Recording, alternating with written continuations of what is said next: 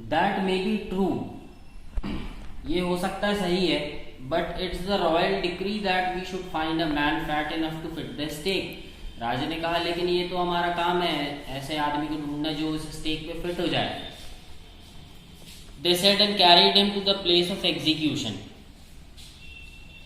उन्होंने उसको जबरदस्ती पकड़ा वो शिष्य को और स्टेक तक लेके गए। ही remembered his wise gurus words, अब वो शिष्य को याद आया, उसको उसके गुरुजी के जो शब्द थे वो उसको याद आए। उन्होंने कहा था this is a city of fools, ये मूर्खों का शहर है। You don't know what they will do next, तुम ये नहीं कह सकते कि ये लोग आगे क्या करेंगे। While he was waiting for death, he prayed to his guru in his heart, asking him to clear his cry wherever he was. The guru saw everything in a vision. He had magic powers. He could see far, and he could see the future as he could see the present and the past. He arrived at once to save the disciple who had got himself into such a scrape through love of food.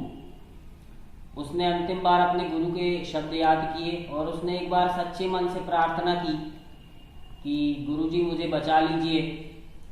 उसके गुरुजी के पास कुछ magical powers थी, उनको समझ में आ गया कि मेरे जो शिष्य है वो मुसीबत में है और वो उसी समय वहाँ प्रकट हो गए उसके गुरुजी,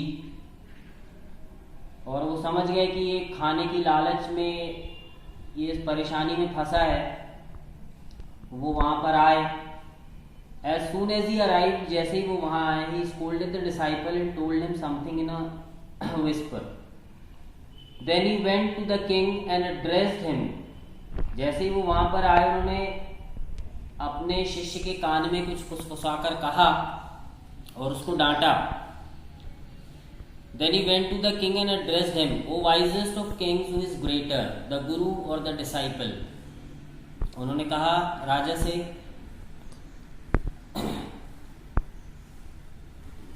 सबसे जो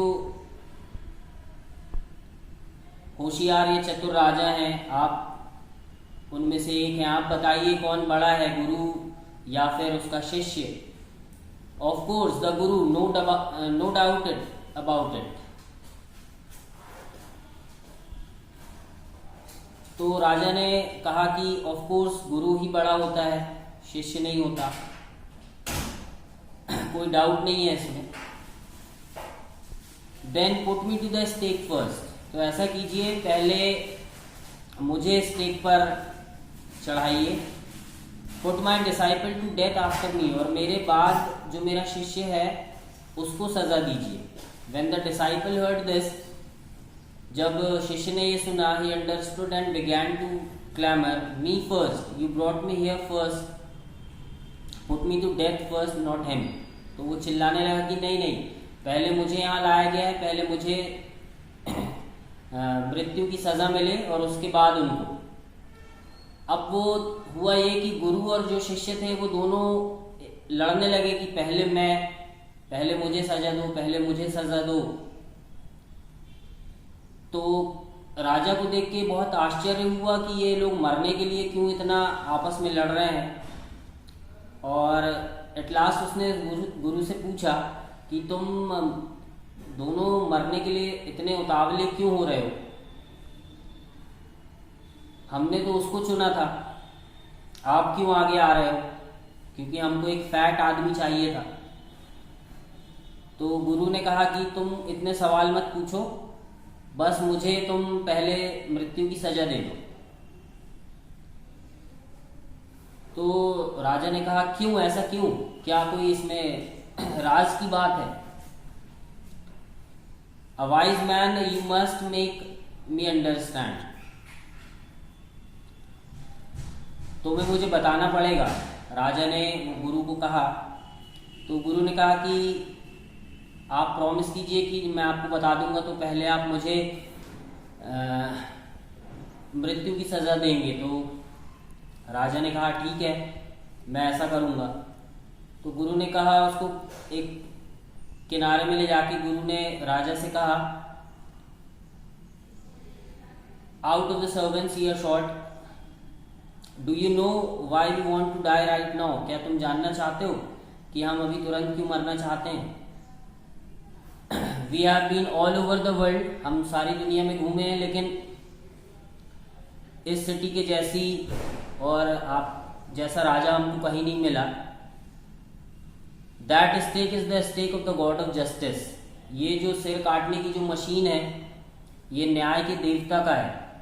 ये नया है और अभी तक इस पर किसी को सज़ा नहीं दी गई है, और हमको इतना मालूम है कि जो भी इस पर पहले जिसको सबसे पहले सज़ा दी जाएगी वो अगले जन्म में इस देश का राजा बनेगा, और दूसरे में जिसको सज़ा दी जाएगी वो उसका मंत्री बनेगा।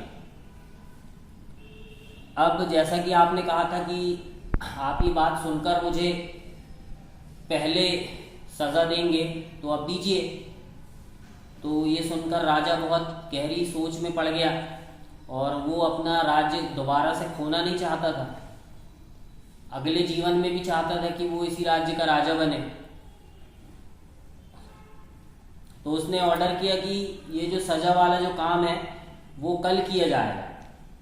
फिर उसने अपने मंत्री से सीक्रेटली बात की और उसने उसको बताया कि गुरु ने ऐसा ऐसा कहा है कि जिसको सबसे पहले सज़ा मिलेगी वो अगले जन्म में इस देश का राजा बनेगा, और जिसको दूसरी बार मिलेगी वो उसका मंत्री बनेगा फिर से अगले जन्म में। और ये जो गुरु लोग जैसे जो लोग साधु जैसे जो लोग होते हैं झूठ नहीं बोलते, तो उन्होंने अपने जो सज़ा देने वाले थे उनको कहा कि आज रात में हम वो दोनों को भेजेंगे, जब तुम्हारे पास पहला आदमी आए तो पहले उसको सज़ा देना, स्टेक पर चढ़ाकर उसका सिर काट देना, और जब दूसरा आए तो फिर दूसरे को कर देना।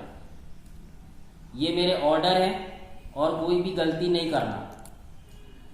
उस रात राजा और उसका मंत्री वो सीक्रेट रूप से प्रिजन में जेल में गए। गुरु और उसके शिष्य को उन्होंने छोड़ा और अपने आप को गुरु और शिष्य के जैसे उन्होंने कपड़े पहन लिए, और फिर वो खुद गए वहां पे अपने सर्वेंट्स के पास,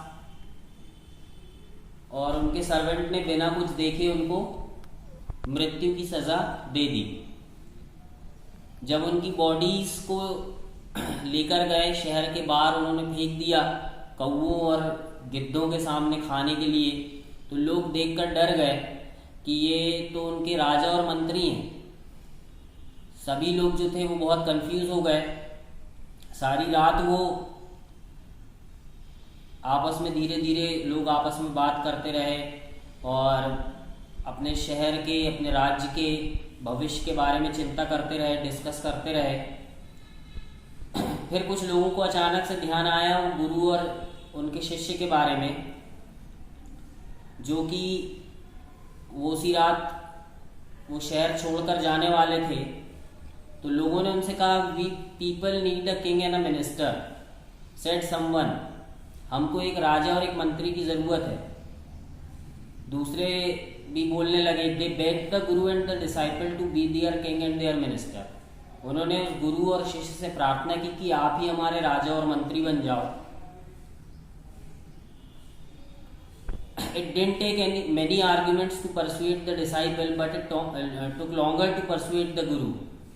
उनको शिष्य को मनाने में तो ज़्यादा समय नहीं लगा, लेकिन गुरु को मनाने में काफ़ी समय लगा। लेकिन फाइनली वो मान गए कि वो उस फूलिश किंग की जगह उस राज्य के राजा बनेंगे, on the condition that they could change all the old laws. इस कंडीशन पर कि जैसा अभी तक होता आया था वो दिन और जो रात वाला जो उन्होंने चेंज कर दिया था सिस्टम, वो सब पहले के तरीके से होगा। दिन के काम दिन में किए जाएंगे, रात के काम रात में किए जाएंगे। From then on night would be again be night and day would again be day, and you could get nothing for a do do. It became like any other place. उस दिन के बाद से दिन दिन हो गया और रात रात हो गई। 1 रुपए में कोई चीज़ हर चीज़ नहीं मिलती, और वो जगह अब दूसरी जगह के जैसे हो गई है।